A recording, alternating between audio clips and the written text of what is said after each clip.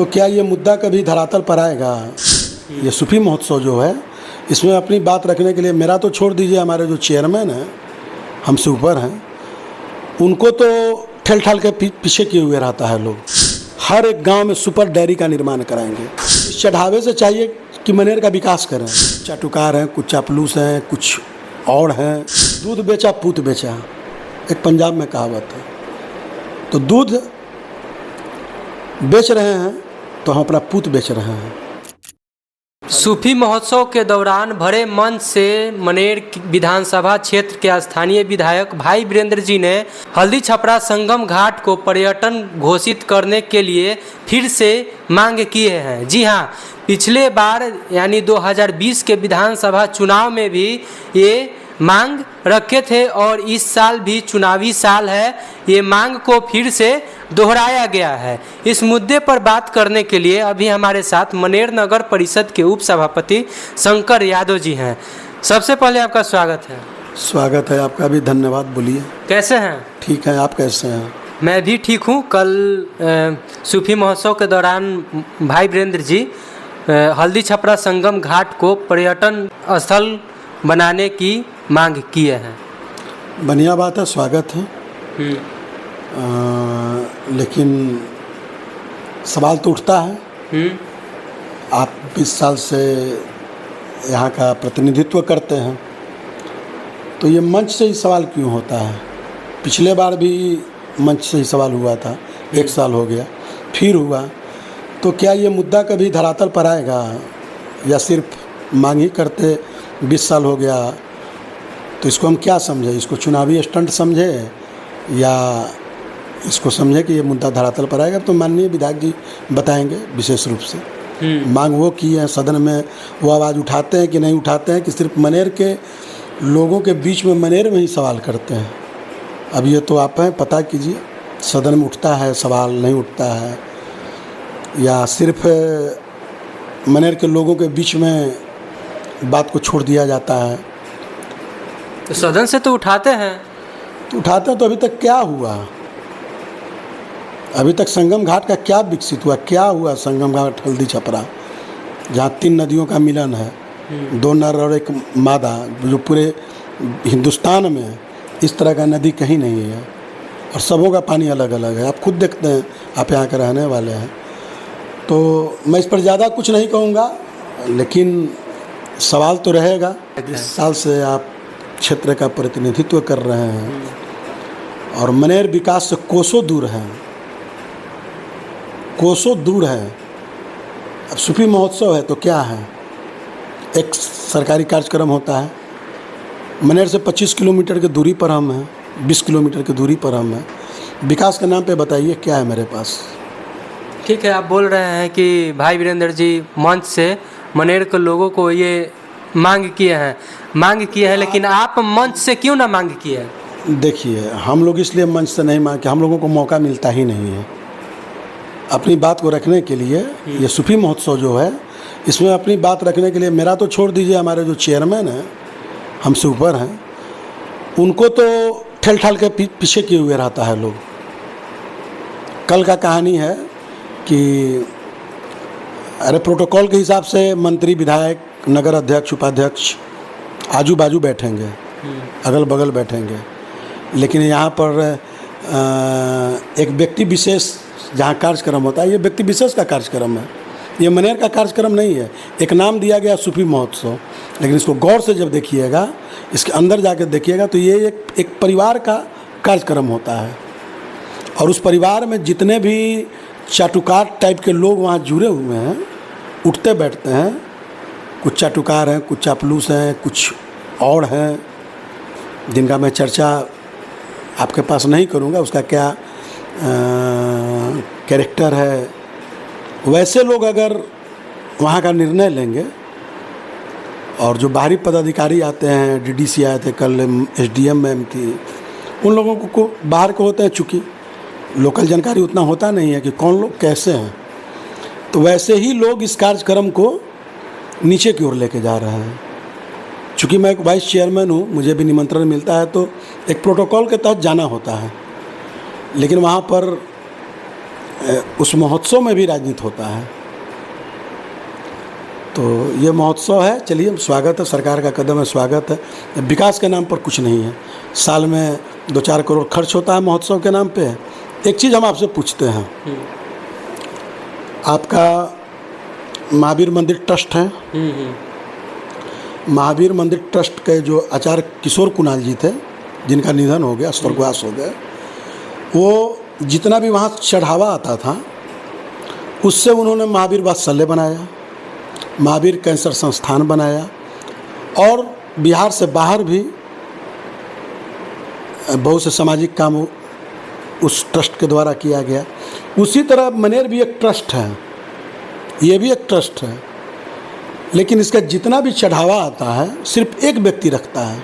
मनेर के हैं, वो गद्दी नसी हैं, हम नाम तो उतना नहीं जानते हैं, लेकिन गद्दी नसी हम जानते हैं कि हैं। तो जो मेला लगता है, जो कल मेला लगा, इससे पूर्व में और एक मेला लगता है, सोबत मेला या कुछ लगता है, उर्स मेला, उसमें काफ़ी चढ़ावा आता है। तो इस चढ़ावे से चाहिए कि मनेर का विकास करें। जितना चढ़ावा आता है, तो कभी हमने ये नहीं देखा कि यहाँ पर गरीब महिलाओं या अपने अल्पसंख्यक समाज में ही करते, किसी गरीब बच्ची का शादी कराते, कहीं शौचालय बनवाते, कहीं छोटा सा अस्पताल बनवाते। तो ऐसा कुछ नहीं है यहाँ पर। ट्रस्ट है, ट्रस्ट के नाम पे लूट होता है यहाँ पर।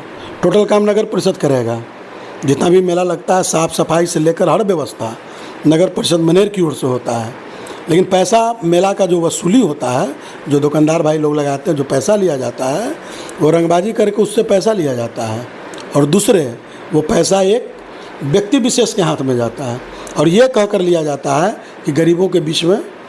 तो कभी तो ऐसा सामाजिक और सोशल वर्क 2 साल हो गया मेरा भी, तो कभी भी मैं नहीं देखा कि कभी सामाजिक और सोशल वर्क वहाँ होता है। अगर होता तो मुझे ज़रूर इनवाइट मिलता, एक जनप्रतिनिधि होने के नाते। तो यहाँ ऐसा कुछ नहीं है। सूफी महोत्सव होता है, सरकार का पैसा है, कराता है, लेकिन विकास के नाम पे कुछ नहीं है यहाँ पर। सरकार बहुत पैसा लगाया है यहाँ पर, सरकार बहुत पैसा लगाया है, लेकिन ट्रस्ट का जो पैसा आता है, उस पैसा से भी तो विकास होना चाहिए।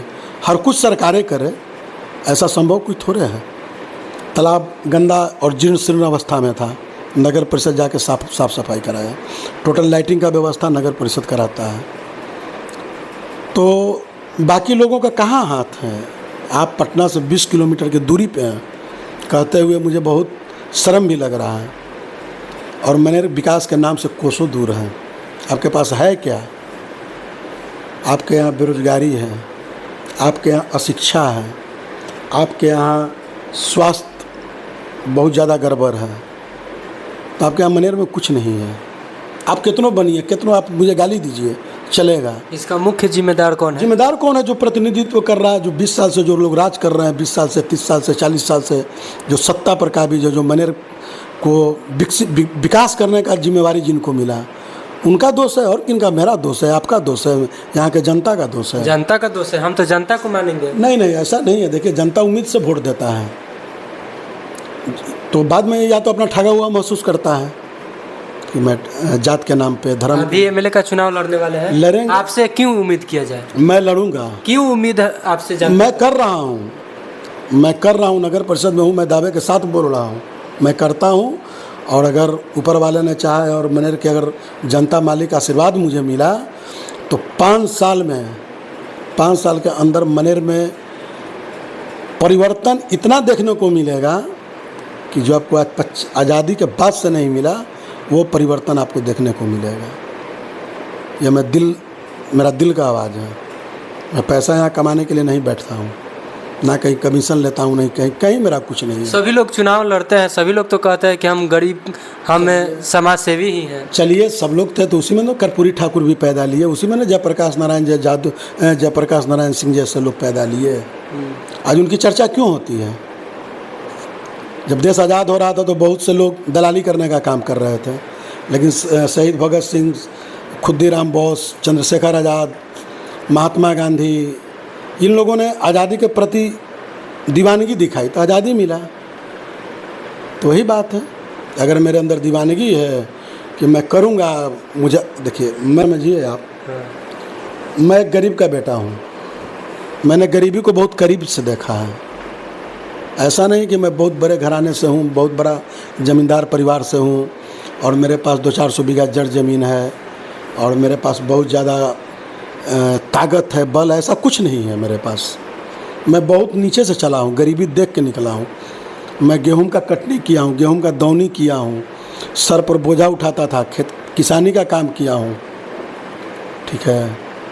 तो मैं जानता हूँ, मैं गाय दूहता था, ठीक है। तो मैं जानता हूँ कि दर्द क्या होता है। आज हमारे बच्चे और आपके बच्चे में कितना फ़र्क है।